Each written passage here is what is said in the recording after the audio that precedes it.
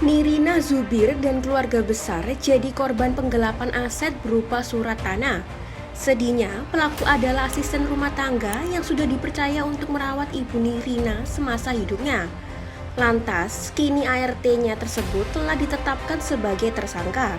Namun, ART-nya itu malah memberikan sikap tak terduga saat pertama kali bertemu Nirina Zubir. Penasaran seperti apa? Simak cerita selengkapnya berikut ini. Nirina Zubir sedang menghadapi permasalahan mafia tanah. Asisten rumah tangga Ibunda Nirina, Riri Kasmita, rupanya lancang mengubah sertifikat tanah menjadi atas namanya pribadi saat mendapat kepercayaan. Tak sampai di situ, kasus mafia tanah ini juga melibatkan pejabat pembuat akta tanah. Nirina Zubir dan keluarga sebagai ahli waris kemudian meminta kasus mafia tanah ini dikawal dengan baik. Dalam kasus ini, pihak Nirina Zubir telah melaporkan 5 orang yang diduga bersekongkol untuk melakukan tindak penggelapan tersebut. 2 di antaranya adalah sang ART dan suaminya. Bukan hanya satu, ada 6 sertifikat tanah milik almarhumah Ibunda Nirina yang namanya sudah berubah menjadi milik Riri Kasmita dan suami. Riri ternyata sudah menjual 3 sertifikat tanah yang sebagian juga tengah dibangun rumah oleh pemilik barunya. Lantas, pada Kamis 18 November 2021, Nirina Zubir untuk pertama kalinya bertemu Riri Kasmita setelah ditetapkan sebagai tersangka.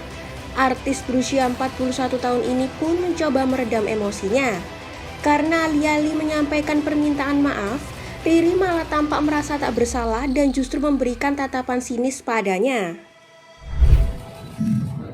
Berat sekali hati saya untuk hari ini ketemu sama dia dan tidak ada sedikit pun dia sampai detik ini niatan untuk memohon maaf.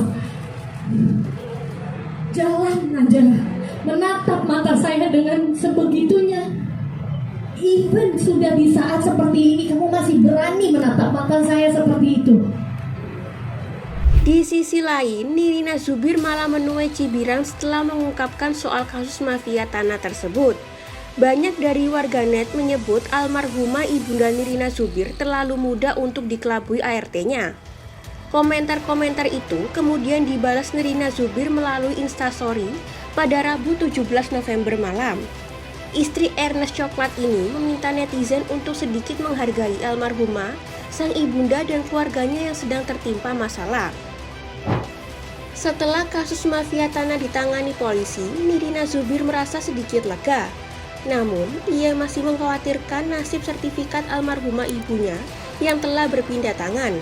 Oleh karenanya, ia berharap BPN, Kanwil, dan perbankan bisa segera menemukan solusinya agar hak Nirina Zubir sebagai ahli waris tanah bisa kembali, kemudian proses hukum tetap berjalan.